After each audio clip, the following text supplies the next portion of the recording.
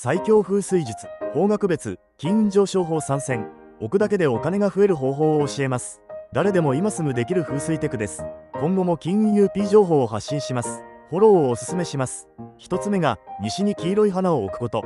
金運の方角、西に黄色を加えると金の流れが良くなります。二つ目が、北に通帳を置くこと。北は貯める力を持つ方角、通帳をここに置くと貯まりやすくなります。三つ目が、東に観葉植物を置くこと。東は仕事や成長の運気に関係、植物で気の流れが整います。置き場所を変えるだけで金運は上がります。